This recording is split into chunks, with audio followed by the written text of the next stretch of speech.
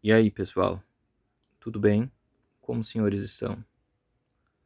Hoje nós vamos conversar a respeito de um filme que eu particularmente gosto muitíssimo, Morte em Veneza, de 1971, dirigido pelo italiano Luchino Visconti, que eu também sou completamente apaixonado. Antes que a gente siga falando a respeito do senhor Visconti, eu quero fazer um parêntese aqui que é muito importante que seja dito, que eu sou uma pessoa que eu faço uma distinção entre a vida pessoal da pessoa, aqui no caso do senhor Visconti, e do seu trabalho, da sua obra. O que me interessa sempre, indubitavelmente, é a obra do artista. A sua vida pessoal, quem ele transou, quem ele deixou de transar, eventuais polêmicas a respeito da vida da pessoa, não me dizem respeito. Até porque eu não sou Cândida, eu não sou cloro para poder lavar órgão sexual de ninguém. O meu interesse sempre é o interesse no filme em questão. Nesse caso aqui, falando especificamente de Morte em Veneza, eu vou falar alguns eventuais episódios da vida do Sr. Visconti, episódios não tão louváveis, episódios assim questionáveis, mas porque ele se entrelaça com a história do filme, com tudo que nós temos aqui para conversar. Mas geralmente eu não gosto desse tipo de coisa. Vocês vejam que houve aí nos últimos anos uma campanha para conseguir destruir a carreira do Woody Allen. E o tribunal do Facebook, o tribunal do Twitter, conseguiu realmente destruir a carreira dele, né?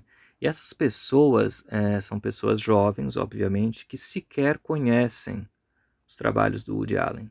Então existe também uma indústria para se destruir carreiras.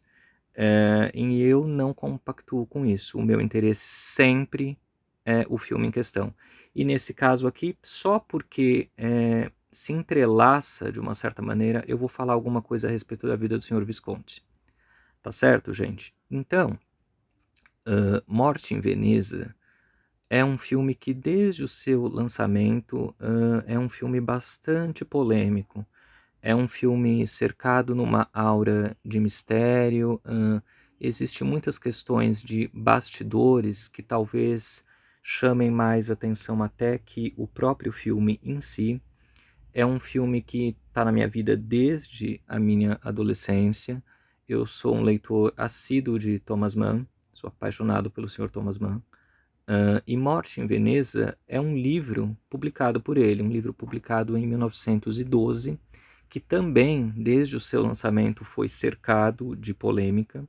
E aqui, nessa adaptação de 1971, pelo Luchino Visconti, fez mais polêmica ainda. Agora, recentemente, eu não sei se vocês ainda usam o Facebook. O Facebook está com bastante desuso agora, né? As pessoas migraram aí para o Instagram e, pelo menos das pessoas que eu conheço, poucas pessoas ainda usam. Eu uso por uma questão de... Existem pessoas que eu não vejo há muito tempo e o Facebook para mim se transformou meio que numa espécie de obituário. Então, assim, por meio dele eu fico sabendo que fulano morreu, que fulano, né, teve doença, às vezes que fulano casou, né, mas geralmente é mais que fulano morreu. E às vezes eu me deparo, eu não sei por que razão também, eu estou rolando a barra do feed, eu me deparo com alguns vídeos, e às vezes são vídeos assim muito interessantes, uma série de documentários, eu acredito, geralmente com assuntos bastante tendenciosos. Eles fazem, eu já vi documentário deles falando a respeito como era a vida do Michael Jackson dentro de Neverland, como foi os últimos dias de vida da Lisa Marie Presley, umas coisas bem assim tendenciosas. E no meio desses documentários eu vi um documentáriozinho, isso deve ter uns 15 minutos, é uma série de documentários chamado Icon, talvez vocês conheçam, já tenham visto por aí. E num desses documentários, nessa barra de rolamento que eu estava fuçando lá no Face, eu me deparei com a história do Björn Andersson, o ator sueco que estrelou esse filme. E ele teve a carreira dele arruinada. Ele era um rapaz, um menino adolescente. Quando ele esteve nesse filme aqui, ele devia ter 15, 16 anos. 15, 16 anos, gente, em 1971, é uma coisa assim, era uma coisa completamente diferente do que é ter 15 e 16 anos hoje, em 2024. Isso tem que ser levado em consideração.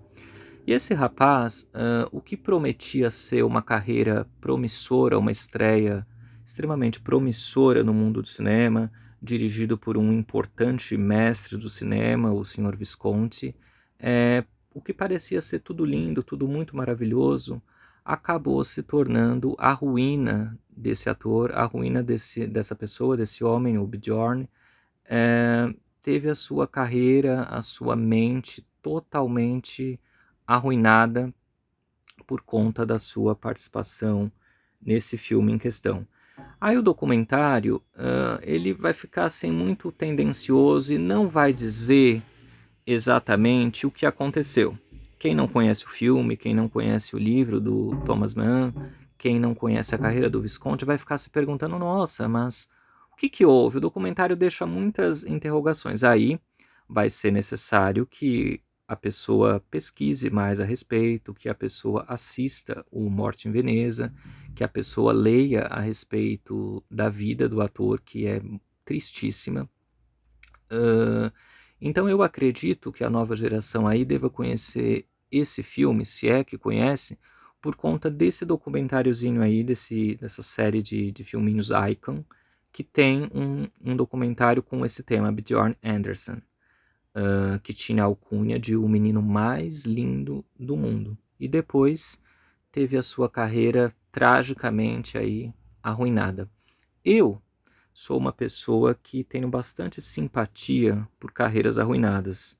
Talvez porque a minha carreira, se é que algum dia eu tive alguma carreira, também tenha sido arruinada. Então sempre que eu fico sabendo de histórias nesse sentido, eu vou atrás, sobretudo aqui no Brasil, já fui atrás de algumas pessoas que prometiam muito, assim, e de uma forma ou de outra tiveram a sua carreira interrompidas, às vezes por questões, geralmente por questões alheias à vontade da pessoa. E aqui nós temos o Bjorn Andersson, coitado, gente, na completa ruína. Vou falar para vocês um pouquinho a sinopse do Morte em Veneza, para quem não conhece, e depois eu vou contar para vocês um pouquinho a respeito da vida do Bjorn, que também vai se entrelaçar com a vida do Sr. Visconti. Esse filme, Morte em Veneza, ele vai contar para nós a história desse compositor, aqui ó, vivido pelo Dirk Bogarde, um compositor de meia idade. Ele está passando por um problema na sua vida pessoal que, por meio de flashbacks, nós vamos ficar sabendo que ele era casado e ele perdeu uma filha dele, né? Ele tinha uma filha criança, uma menininha, eu estimo que uns 6 ou 7 anos, e essa menina morreu tragicamente, foi tirada dele tragicamente. Ele caiu numa depressão profunda e, no momento em que o filme vai se iniciar, ele está indo para Veneza passar férias num grande hotel em Veneza. Espairecer, ele é um compositor, ele precisa escrever, né? A vida dele precisa, de certa maneira, seguir depois de todos esses traumas que ele viveu. Ele vai chegar nesse hotel, é um hotel chiquérrimo, e ali ele vai começar a frequentar o salão do hotel, ele vai frequentar a praia que tem de frente ao hotel. E num desses momentos em que ele desce, ele é uma pessoa assim também bastante restrita. É um filme de muitos silêncios, é um filme que ele tem poucos diálogos, é um filme que é pautado na emoção, é um filme que é pautado em sentimentos, que é pautado na música. Eu acho que vai demorar aí uns 25 minutos para que a gente tenha uma primeira linha de diálogo. E aí vai acontecer o mais importante, que vai ser o mote desse filme, esse rapaz, esse senhor de meia idade, vai estar sentado no salão e ele vai se deparar com uma figura bastante diferente de tudo que ele já viu.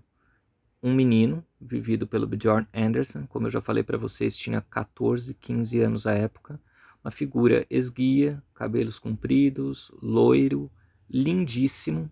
Ele está ali passando férias também com a sua mãe, com as suas irmãs, ele é de uma família polonesa. E esse homem, esse compositor, o Dirk Bogarde, vai ficar completamente fascinado pela beleza do jovem Bjorn, que no filme é chamado de Tadzio, é o personagem dele. E ele vai ficar olhando, vai ficar... a gente que está assistindo o filme vai ter uma sensação assim, nossa, será que ele está gostando do menino? Ele está apaixonado? Será que vai ir por uma coisa, digamos que de pedofilia, uma coisa lolita? Mas não. Ele fica o tempo todo admirando a figura desse menino. Depois ele vai ter encontros com esse menino casuais, pontuais dentro do elevador. Depois ele vai frequentar a praia e ele vai ficar observando esse menino na praia, que é muito bonito. Mas no flashback nós temos a memória de que ele é um homem casado, ele é um homem que tinha uma filha, ele é um homem, por ser um compositor, por ser um artista, um homem que busca a beleza das coisas, é uma beleza idealizada. Ele vai ficar completamente fascinado pela presença desse menino no hotel.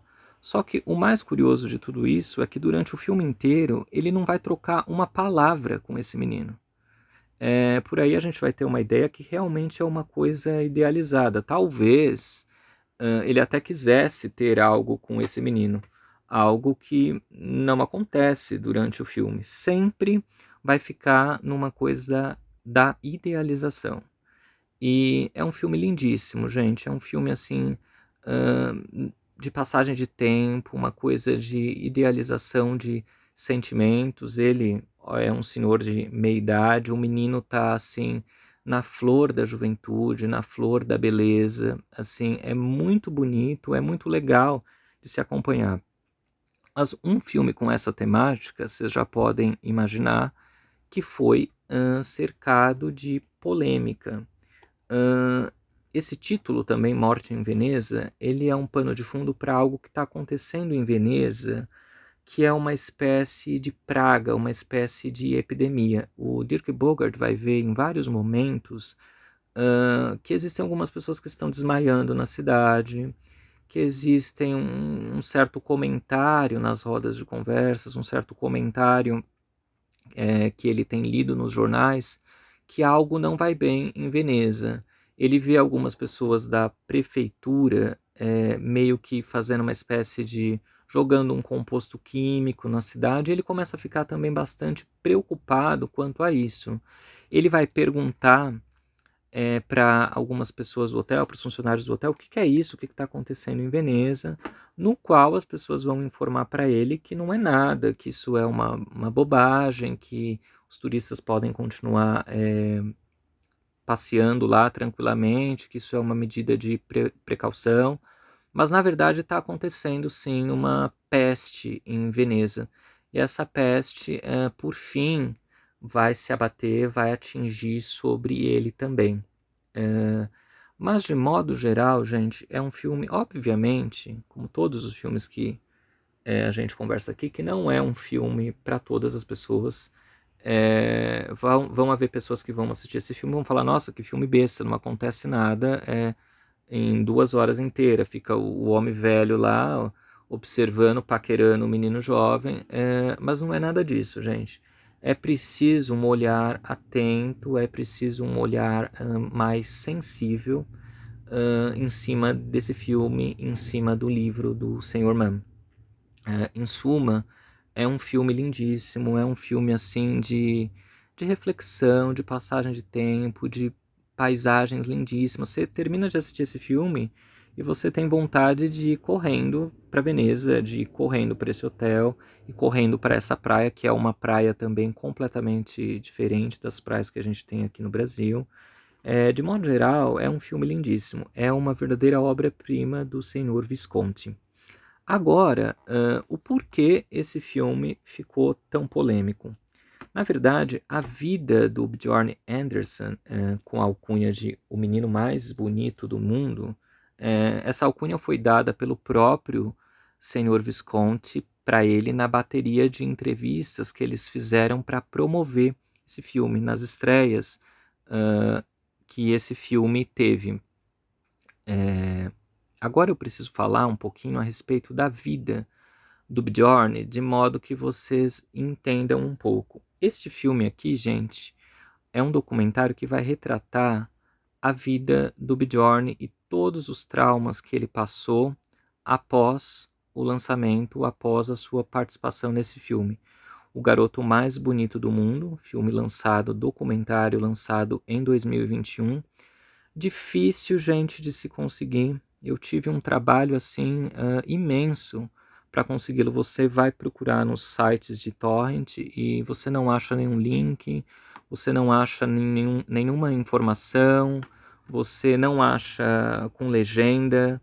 Foi bem difícil de se conseguir esse documentáriozinho aqui. Ele estreou na Mostra de São Paulo, ó, 45ª Mostra, mas finalmente eu consegui. E aqui nós vamos ter um retrato de tudo que o Bjorn passou. É o seguinte, o Bjorn é um menino sueco, a mãe dele era, como eu posso dizer, um espírito livre, uma mulher muito à frente de seu tempo, uma mulher que nunca revelou quem era o pai do Bjorn. Então, assim, até hoje ele tem 70 anos e ele não sabe quem é o pai dele. Essa mulher, um belo dia, ela levou ele na escola, se despediu e ele achou que ela fosse voltar, como todos os dias, só que essa mulher não voltou. Ela foi encontrada morta, aparentemente violentada, numa floresta. E aí, restou ao Bjorn viver com a avó dele, no caso, a mãe da mãe. E essa avó, após esse episódio com a filha, que foi uma polêmica imensa na cidade, as circunstâncias da morte dela, essa avó nunca mais mencionou a mãe dele. As fotos foram tiradas, nunca mais falou uma palavra a respeito da mãe dele. E essa senhora, essa avó, é uma mulher que eu não sei se para tentar distraí-lo de tanta dor, para tentar ocupá-lo, essa senhora colocou o Bjorn para fazer todas as atividades que fossem possíveis. Ela colocou ele para fazer natação, ela colocou ele para fazer teatro, ela colocou ele para fazer luta, ela colocou ele para fazer tudo o que fosse possível. E ele foi fazendo essas coisas, né? Como sempre foi um garoto muito bonito, num dado momento ele começou a fazer testes para o mundo do cinema. O senhor Visconti, à época, em 1971, estava procurando um rosto completamente diferente, um rosto que fosse bonito, um rosto que fosse marcante, para poder viver o jovem Tadzio da novela do Sr. Mann. E ele encontrou nesse teste, nessa busca por vários garotos, encontrou num desses testes o menino Bjorn. E aí, gente, nesse documentário aqui a gente vai ter uma mostra do quão desagradável, do quão constrangedor era esses tipos de testes. O Bjorn, coitado, não tinha nem essa pretensão nesse momento de ser ator, nada disso. O rapaz queria brincar, né? O rapaz queria que a sua vida seguisse de uma certa maneira, mas a avó sempre o obrigando a fazer essas coisas, esses testes, fez carreira como modelo, né? Coisas bastante desagradáveis que ele fazia também para não desabonar a avó, para que a avó não ficasse chateada, né?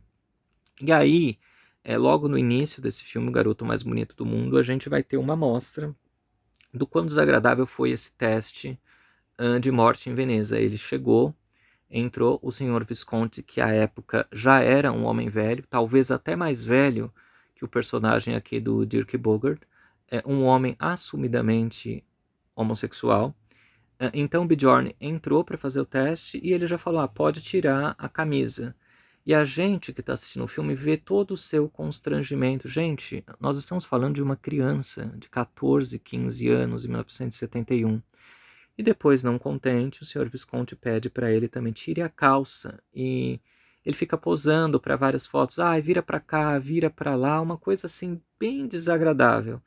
E aí, por fim, ele foi escolhido para ser o jovem Tadzio, e foi aí, a partir daí, que a vida começou a se desenrolar de uma maneira muito cruel com o Bjorn Anderson, o que prometia ser uma carreira extremamente promissora no mundo do cinema, veio a ser a sua perdição. Então ele fez toda a promoção de Morte em Veneza, só que depois, quando ele achou que haveriam outros papéis, os papéis minguaram. O único papel que houve para ele era o papel de ser acompanhante de homens mais velhos. E, de uma maneira ou de outra, a pessoa precisa se manter na vida, né? Então, pessoas ligavam para ele. É preciso que fique claro também que ele foi uma pessoa assim que na vida dele só encontrou desamor.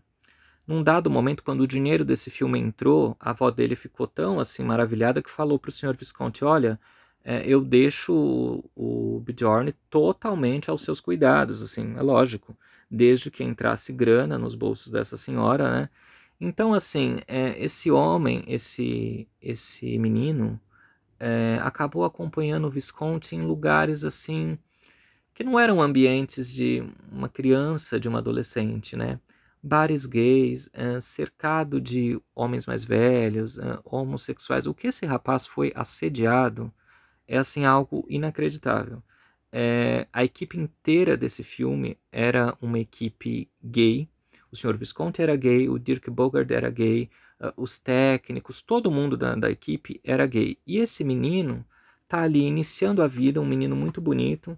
Então o assédio caiu matando em cima dele. E era difícil você sendo uma criança barra adolescente, sem apoio da família, inexperiente, driblar todos esses assédios. Foi assim bastante complicado para esse ator e a gente percebe, a gente sente toda a dor dele contando isso no documentário. No documentário nunca é dito claramente, olha, eu fiz programa, eu saí com homens mais velhos, mas por todo o teor, toda a maneira como o documentário é contado, toda a dor, tem um momento também que ele conta essas passagens para a filha dele fica assim revoltadíssima, a gente entende e a gente imagina o que deve ter acontecido, o quanto essa experiência pós-morte em Veneza foi traumática para o ator. Ele passou alguns anos em Paris também, fazendo acompanhante de homens mais velhos a troco de nada. Não houve papel no cinema nenhum. Na verdade, as pessoas ainda o enganavam, ligavam para ele: olha, tem um papel aqui para você fazer. O papel era transar com homens mais velhos. E é muito triste, gente. Esse ator fez esse filme em 1971. Depois, só em 2000, ele já era muito mais velho, mas agora ele tem quase 70 anos. Acho que quando ele tinha 65, 66 anos, ele fez uma participação nesse filme de terror do Ari Aster, Midsommar, no qual também é um papel assim bem estranho, e não houve mais nada. Ele fez uma carreira também após, um pouco depois do término do filme, no Japão, chegou a gravar álbuns como cantor. Vocês sabem que os japoneses adoram astros do cinema, é um público que ama as cantoras, ama os cantores. Eles lançaram o Bjorn Anderson como cantor, ele tem LPs lançados no Japão. O rosto dele, por ser um rosto, vocês podem ver até aqui, é um rosto meio que andrógeno. Ele também foi escolhido para inspirar alguns mangás, alguns desenhos de mangás, mas assim, nada que rendesse muito dinheiro, nada que fosse possível fazer uma carreira. Depois, o Bjorn virou adulto. A beleza é uma coisa que, principalmente no homem, ela passa muito rápido. Em 10 anos você já está completamente diferente e eh, a beleza fica para trás, ela é passageira, é efêmera. E ele se viu, totalmente arruinado, sem dinheiro, com a mente em frangalhos, sem emprego, sem saber o que fazer. É realmente, gente, uma história muito triste. Eh, Nossa, já tá dando tempo aqui, vou ter que fazer uma parte 2, gente.